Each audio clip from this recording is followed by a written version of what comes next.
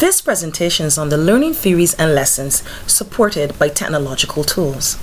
It will be narrated by Ruth Whitaker for ADTL 6100.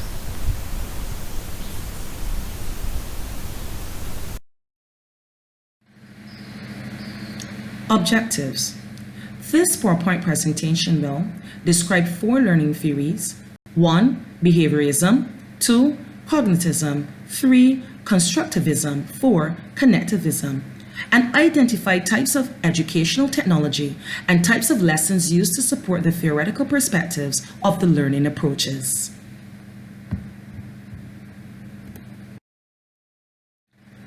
An overview. Learning theories have been around for over 50 years. The learning theories are behaviorism, cognitism, constructivism, and connectivism. And many technological tools for educational use have been developed during this period of time. These are the 4 learning theories that will be discussed in this presentation. Behaviorism. This is one of the oldest learning theories in education. Some major contributors to this theory are Pavlov, Skinner, and Watson. Learning occurs by changes or modification in behavior. Learners are reactive in their learning, and learning occurs through repetition. A very good example is the one with Pavlov dogs, whereby the dog equated being fed by the ringing of a bell. And due to the continuous use of a bell and then food, it was easy for the behavior to change or to be modified so that the dog equated food with the bell. An example of a behaviorist lesson is gamification. Gamification is used to reinforce a lesson, for example, quizzes.com. This is used for basic skills and is content specific. Students are rewarded when the answer is correct by either extra points, extra time, or removal of one incorrect answer. When an answer is incorrect, it can be redone. It must be noted that motivational slides are after each question, whether correct or incorrect, therefore motivating and stimulating the student to want to do better. Points are also present, and this is a motivating factor for many students. They also receive immediate feedback, therefore they know why they got a correct answer or why the answer was incorrect. Cognitism. This was created in response to behaviorism, and the theory links that the mind is like an information processor. Some major contributors to this theory are Piaget, Vygotsky, and Ghani. Information is processed, received, and organized in the minds of persons, and scaffolding is a major way to teach, whereby the student remembers, understands, applies, analyzes, evaluates, and then creates information in a way that is easily learned. The teacher and students are actively involved in the learning process. An example of a cognitive lesson is debating. Debating is used to engage students in their learning. They develop critical thinking skills in this process. The use of Google Slides to create debate presentations is widely used. Students can work on the same digital document at the same time and incorporate and work at their own pace. The traditional structure of debate is still maintained. This is best suited for Caribbean students as they are already using G Suite for education due to the presence of COVID-19 in the Caribbean. Constructivism. This theory was developed in the 1980s. Some major contributors to this theory are Bandera, Dewey, and Garner. Construction of new meaningful knowledge based on previous information, as stated by Kahn, 2012. Discovery learning is one of the main foci of learning. Students are actively involved in their learning experience as they're able to gather information and build on it. The teacher acts as a facilitator or a guide to their learning, and not as a sage on a stage.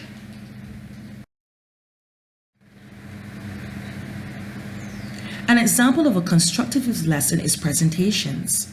This stimulates curiosity and can be project-based learning. PowerPoint presentations created by Microsoft are able to present information in a way that the students find useful. It is also a good visualization tool and contains media such as audio, pictures, videos, and animations, therefore reaching each student at its individual learning style. It motivates the learners to create a product, and by doing this, stimulates learning within the learning environment. Connectivism.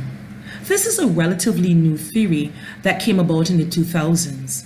Some major contributors to this theory are Downs and Siemens. Creativity in making connections with new material is the basis of this theory. Technology is used in learning and knowledge changes quickly. Therefore, students must be guided in the way that they gather information. Information is put out there in the internet by a network of community of learners. The students are actively involved in their learning as they're able to gather information and choose what is relevant and what is not.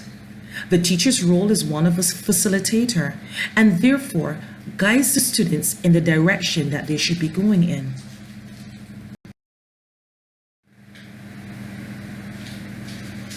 An example of a connective lesson is blogging. This stimulates discussion among students throughout the world. It can be project-based learning, essay writing, or journaling. This is a new and exciting way of learning and sharing new information with persons all throughout the world. This empowers students to see work as real and not something abstract. It contains media such as audio, pictures, videos, and animations that again can stimulate each learning style of the students. Students are motivated to create a product which is all theirs and is one that can be used by other persons.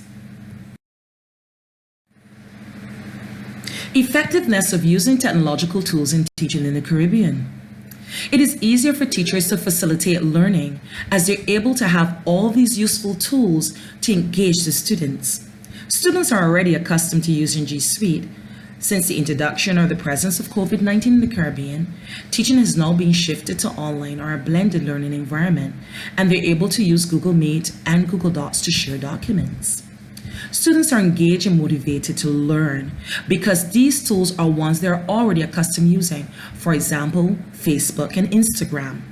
Various learning styles are met, therefore no longer boring classrooms of teachers talking over and over, but now the introduction of videos and photographs that can stimulate each learner to be thirsty for knowledge. Develop critical thinking skills as they're provided with information or they research information and then have to be able to process it to come to a relevant or correct conclusion. It also prepares the students for the technological world. We are no longer isolated in the Caribbean, therefore we must be prepared and tooled for what is at hand.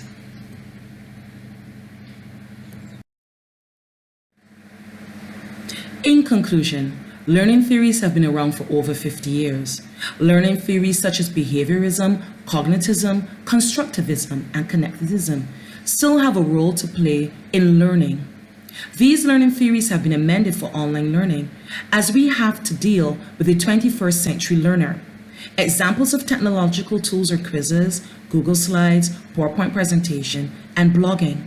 The 21st century learner is more active in their learning experience than those in the past. Therefore, we must be able to meet them where they're at and encourage learning and motivate them to the point that there continue to be a thirst for knowledge. The 21st century learner is one who is bombarded by large amounts of information. Therefore, as educators, we must be able to guide them to sift through what is useful and discard that information which is not relevant. The 21st century learner is the one for the future. Therefore, we must be able to use these learning theories and the technological tools to encourage, motivate, and stimulate towards a better learning environment.